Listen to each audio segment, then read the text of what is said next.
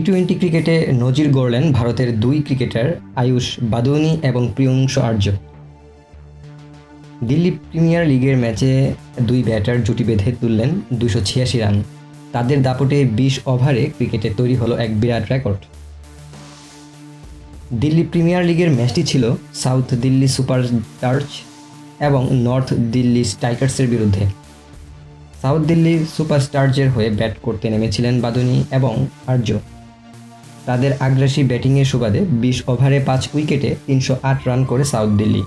50 বলে 120 রানের ইনিংস খেলেন আর্য। 10টি ছক্কা মারেন তিনি। 1 ওভারে 6টি ছয়ও এসেছে তার ব্যাট থেকে। অন্যদিকে বাদুনি 55 বলে 165 রানের ইনিংস খেলেছেন। তার ব্যাট থেকে এসেছে 19টি ছক্কা। বাদুনি এবং আর্যর জুটিতে উঠেছে 286 রান।